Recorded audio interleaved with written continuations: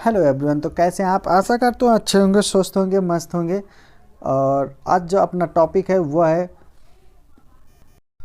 Motor दुर्घटना से related है।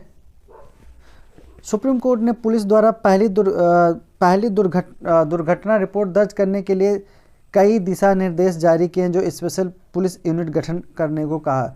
इसके बारे में काफ़ी बढ़िया हम जजमेंट के बारे में बात करेंगे, काफ़ी ऐसा मैटर बात करेंगे जिसको जानने के बाद में आप वाकई कहेंगे कि हाँ, जो सुप्रीम कोर्ट ने किया काफ़ी अच्छा आदेश था, काफ़ी अच्छा काम किया। तो शुरू करते हैं अपना वीडियो। मोटर वाहन संशोधन अधिनियम 2019 और संबंधित नियमों का उचित अनुपालन सुनिश्चित करने के लिए न्यायालय ने सभी राज्यों के पुलिस विभाग को 3 महीने के भीतर प्रत्येक पुलिस स्टेशन में एक स्पेशल यूनिट और प्रशिक्षित पुलिस अधिकारियों को तैनात करने का निर्देश दिया। जस्टिस एस अब्दुल नाजिर और जस्टिस जेके महेश्वरी की पीठ ने कहा कि एमवी संशोधन मतलब मोटर व्हीकल संशोधन अधिनियम और उसके तहत बनाए गए नियमों के प्रभावी क्रियान्वयन के लिए मोटर दुर्घटना दावा मामलों से निपटने के लिए निर्देशित प्रशिक्षित पुलिसकर्मियों की प्रतिनियुक्ति की आवश्यकता है। इसके अलावा मोटर दुर्घटनाओं से संबंधित मामलों से निपटने के तरीके पर बेंच द्वारा पुलिस और बीमा कंपनियों को जारी किए गए प्रमुख दिशा निर्देश यह दिए गए हैं। किसी सार्वजनिक स्थान पर किसी मोटर वाहन द्वारा सड़क दुर्घटना की सूचना प्राप्त होने पर संबंधित थाना अध्यक्ष मोटर वाहन संशोधन अधिनियम की धारा 159 के अनुसार कार्रवाई करें। मोटर वाहन संशोधन नियमावली 2022 के अनुसार एफआईआर दर्ज करने के बाद जांच अधिकारी को प्रथम दुर्घटना रिपोर्ट 48 घंटे के भीतर दावा ट्रिब्यूनल को देनी होगी। अंतरिम दुर्घटना रिपोर्ट और विस्तृत दुर्घटना रिपोर्ट भी निर्धारित समय सीमा के भीतर दावा ट्रिब्यूनल के समक्ष दायर की जानी चाहिए, जो काफ़ी रोचक है। पंजीकरण अधिकारी को वाहन के रजिस्ट्रेशन, ड्राइविंग लाइसेंस, वाहन की फिटनेस, परमिट और अन्य सहायक मुद्दों को वेरीफाई करना चाहिए और पुलिस अधिकारी के समन्वय में दावा ट्रिब्यूनल के समक्ष रिपोर्ट प्रस्तुत करना चाहिए। फ्लो चार्ट और अन्य सभी दस्तावेज जैसा कि नियमों में निर्देशित है या तो स्थानीय भाषा या अंग्रेजी भाषा में होंगे। जांच अधिकारी कार्रवाई के संबंध में पीड़ितों, कानूनी प्रतिनिधियों, चालकों, मालिकों, बीमा कंपनियों और अन्य हितधारकों को सूचित करेगा कि ट्रिब्यूनल के समक्ष गवाहों को पेश करने के लिए कदम उठाएगा। पुलिस थानों को दावा ट्रिब्यूनल से जोड़ने वाले वितरणों मेमो हाईकोर्ट के रजिस्ट्रार जनरल द्वारा समय समय पर जारी किए जाएंगे यदि पहले से जारी नहीं किए गए हैं। दावा ट्रिब्यूनल को निर्देशित किया जाता है कि वह उचित और सही मुआवजे देने के इरादे से बीमा कंपनी के नौमित अधिकारी के प्रभाव की जांच करें। इस तरह के संतुष्ट दर्ज करने के बाद निपटान को एमवी संशोधन अधिनियम की धारा 149(2) के तहत दर्ज किया जाना चाहिए, जो दावेदार को सहमति के अधीन है। यदि दावेदार इस स्वीकार करने के लिए तैयार है तो सुनवाई के लिए एक तारीख तय की जानी चाहिए और दस्तावेजों और अन्य सबूतों को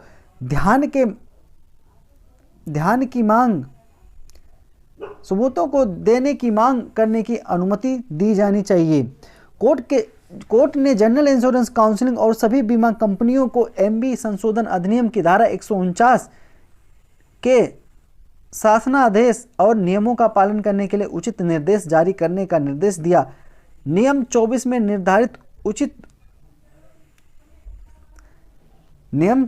निर्धारित नोडल अधिकारी एवं नियम 23 में निर्धारित नामित अधिकारी की नियुक्ति तत्काल अधिसूची की जाए।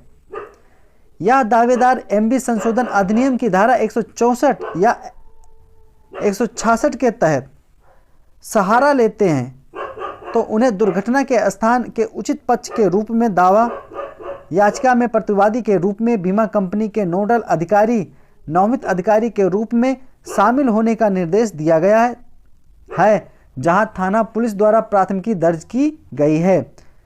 न्यायालय ने हाई कोर्ट के रजिस्ट्रार जनरल, राज्य विधिक सेवा प्राधिकरण और राज्य न्यायिक अकादमियों से कानून के जनादेश को सूचित करने के लिए एमबी संशोधन अधिनियम और एमबी 65 संशोधन नियम 2022 के अध्याय 11 और 12 के संशोधनों प्रावधानों के तहत संबंधों में सभी हितधारकों को जल्द से जल्द संवेदनशील बनाने का आग्रह किया। बीमा कंपनी द्वारा देयता पर विवाद करने पर दावा ट्रिब्यूनल स्थानीय आयुक्त के माध्यम से साक्ष्य दर्ज करेगा। ऐसी स्थानीय आयुक्त की फीस और खर्चा बीमा कंपनी द्वारा वहन किया जाएगा। राष्ट्रीय प्राधिकरण को किसी तकनीकी एजेंसी के समन्वय में एमबी संशोधन अधिनियम और नियमों के प्रावधानों को पूरा करने के लिए हितधारकों के समन्वय और सुविधा के लिए एक संयुक्त वेब पोर्टल प्लेटफॉर्म विकसित करने के लिए उचित कदम उठाना चाहिए। कोर्ट द्वारा जारी दिशा निर्देश। सार्वजनिक स्थान पर मोटर वाहन के उपयोग से सड़क दुर्घटना के संबंध में सूचना प्राप्त होने पर संबंधित एसएचओ एमबी संशोधन अधिनियम की धारा 159 के अनुसार कदम उठाएगा। प्राथमिकी दर्ज करने के बाद जांच अधिकारी एमबी संशोधन अधिनियम 2022 में निर्दिष्ट उपायों के अनुसार सहारा लेगा और दावा ट्रिब्यूनल्स को 48 घंटे के भीतर एफआईआर जमा करेगा। नियमों के प्रावधानों के अनुपालन के अधीन समय सीमा के भीतर एफआईआर और डीएआर को दावा ट्रिब्यूनल के समक्ष दायर किया जाएगा। पंजीकरण अधिकारी वाहन के पंजीकरण, ड्राइविंग लाइसेंस, वाहन की फिटनेस, परमिट और अन्य सहायक मुद्दों को सत्यापित करने के लिए बाध्य है और दावा ट्रिब्यूनल के समक्ष पुलिस अधिकारी के समन्वय में रिपोर्ट प्रस्तुत करेगा। फ्लो चार्ट व सभी अन्य दस्तावेज जैसा कि नियमों में निर्दिष्ट हैं या तो स्थानीय भाषा या अंग्रेजी भाषा में होंगे। जांच अधिकारी कार्रवाई से संबंध में पीड़ितों, कानूनी प्रतिनिधियों, चालकों और मालिकों, बीमा कंपनियों और अन्य हितधारकों को सूचित करेगा कि ट्रिब्यूनल के समक्ष गवाहों को पेश करने के लिए कदम उठाए। निर्देश संख्या 3 को लागू करने के उद्देश्य से उन्हें दावा ट्रिब्यूनल के साथ संलग्न होने वाले पुलिस स्टेशनों का विवरण आवश्यक है। इसलिए नियमों का अनुपालन सुनिश्चित करने के लिए यदि पहले से जारी नहीं किया गया है तो समय समय पर हाई कोर्ट के रजिस्ट्रार जनरल द्वारा दावा ट्रिब्यूनल को पुलिस स्टेशनों को संलग्न करने वाले वितरण मेमो जारी किए जाएंगे। एमबी संशोधन अधिनियम और नियम जैसा कि यह ऊपर चर्चा की गई है कि जांच अधिकारी की भूमिका बहुत पूर्ण है, उसे निर्धारित समय सीमा के भीतर नियमों के प्रावधानों का पालन करना आवश्यक है। इसलिए एमबी संशोधन अधिनियम उसके तहत बनाए गए नियमों के अनुसार के प्रभावी क्रियान्वयन के लिए मोटर वाहन दावा मामलों से निपटने के लिए निर्दिष्ट प्रशिक्षित पुलिस कर्मियों की प्रतिनियुक्ति की जानी आवश्यक है। इसलिए हमें निर्देश देते हैं कि प्रत्येक राज्य, केंद्र शासित प्रदेश में मुख्य सचिव, पुलिस महानिदेशक प्रत्येक पुलिस स्टेशन या शहर स्तर पर एक विशेष इकाई विकसित करेगा। एमबी संशोधन अधिनियम और नियम के प्रावधानों का अनुपालन सुनिश्चित करने के लिए इस आदेश की तिथि से 3 महीने की अवधि के भीतर प्रशिक्षित पुलिस कर्मियों को तैनात करेगा। पुलिस स्टेशन से एफआईआर प्राप्त होने पर दावा ट्रिब्यूनल ऐसे एफआईआर को विविध आवेदन के रूप में पंजीकृत करेगा। उक्त एफआईआर के संबंध में जांच अधिकारी द्वारा एफआईआर और डीएआर दाखिल करने पर इसे उसी विविध आवेदन के साथ संलग्न किया जाएगा। दावा ट्रिब्यूनल एमबी संशोधन अधिनियम और नियम की धारा 149 के उद्देश्य को पूरा करने के लिए उक्त आवेदन में उचित आदेश पारित करेगा, जैसा कि ऊपर चर्चा की गई है। दावा ट्रिब्यूनल को निर्देश दिया जाता है कि वह बीमा कंपनी के नामित अधिकारी के न्यायोचित और उचित मुआवजे के आशय के प्रस्ताव से स्वयं को संतुष्ट करें। इस तरह की संतुष्टि दर्ज करने के बाद समझौता एमबी संशोधन अधिनियम की धारा 149(2) के तहत दर्ज किया जाएगा, जो दावेदार को सहमत के अधीन है। यदि दावेदार इसे स्वीकार करने के लिए तैयार नहीं है तो सुनवाई के लिए तारीख तय की जाए और दस्तावेजों को पेश करने का मौका दिया जाए और वृद्धि की मांग करने वाले अन्य साक्ष्य याचिका पर फैसला किया जाए। उक्त घटना में उक्त जांच केवल मुआवजे की वृद्धि तक सीमित होगी। दावेदारों पर जिम्मेदारी स्थानांतरित होगी। सामान्य बीमा परिषद और सभी बीमा कंपनियों को निर्देशित किया जाता है कि वह एमबी संशोधन अधिनियम और संशोधन नियम की धारा 149 के शासनादेश का पालन करने के लिए उचित निर्देश जारी करें। नियम 24 में निर्धारित नोडल अधिकारी एवं नियम 23 में निर्धारित नौमित अधिकारी की नियुक्ति तत्काल अधिसूचित की जाएगी और संशोधित आदेश भी समय समय पर सभी थानों हितधारकों को अधिसूचित किया जाएगा। यदि दावेदार एमबी संशोधन अधिनियम की धारा 164 या 166 के तहत आवेदन दायर करता है तो सूचना प्राप्त पर धारा 149 के तहत पंजीकृत विविध आवेदनों को दावा ट्रिब्यूनल को भेजा जाएगा, जहां दावा ट्रिब्यूनल द्वारा 164 या 166 के तहत आवेदन लंबित है। यह दावेकर्ताओं या मृतक के कानूनी निधियों या अलग अलग हाईकोर्ट के क्षेत्रीय अधिकार क्षेत्र में अलग अलग दावा याचिका दायर की है। उक्त स्थिति में दावेदारों द्वारा दायर की गई पहली दावा याचिका कानूनी प्रतिनिधि को उक्त दावा ट्रिब्यूनल द्वारा रखा जाएगा और बाद की दावा याचिकाओं को दावा ट्रिब्यूनल को स्थानांतरित कर दिया जाएगा जहां पहली दावा याचिका दायर की गई थी और लंबित थी। यहाँ यह स्पष्ट किया जाता है कि विभिन्न हाईकोर्ट के क्षेत्रीय अधिकार क्षेत्र में दायर अन्य दावा याचिकाओं के स्थानांतरण की मांग करने वाले दावेदारों को इस न्यायालय के समक्ष आवेदन करने की आवश्यकता नहीं है। हाईकोर्ट के रजिस्ट्रार जनरल इस न्यायालय के निर्देशों के अनुपालन में इस संबंध में उचित कदम उठाएंगे और उचित आदेश पारित करेंगे। यदि दावेदार एमबी संशोधन अधिनियम की धारा 164 या 166 के तहत सहारा लेता तो जैसा भी मामला हो उन्हें बीमा कंपनी के नोडल अधिकारी नामित और अधिकारी को दावा याचिका में प्रतिवादी के रूप में दुर्घटना के स्थान पर उचित पक्ष के रूप में शामिल होने का निर्देश दिया जाता है। जहां पुलिस स्टेशन द्वारा प्राथमिकी दर्ज की गई है वह अधिकारी एमबी संशोधन अधिनियम की धारा 149 के तहत लिए गए उपाय को निर्देशित करते हुए दावा ट्रिब्यूनल को सुविधा प्रदान कर सकते हैं। हाईकोर्ट द्वारा विधिक सेवा प्राधिकरण और राज्य न्यायिक अकादमियों से अनुरोध है कि वे कानून के जनादेश को सूचित करने के लिए एमबी संशोधन अधिनियम की धारा एमबी 65 संशोधन अधिनियम 2022 के अध्याय 11 और 12 के प्रावधानों के संबंध में सभी हितधारकों को जल्द से जल्द संवेदनशील बनाया जाए। एमबी संशोधन अधिनियम 2022 के नियम 30 के संसद शासनादेश के अनुपालन के लिए यह निर्देशित किया जाता है कि बीमा कंपनी द्वारा देयता पर विवाद करने पर दावा ट्रिब्यूनल स्थानीय आयुक्त के माध्यम से साक्ष्य दर्ज करेगा। ऐसे स्थानीय आयुक्त की फीस पर खर्चा बीमा कंपनी द्वारा वहन किया जाएगा।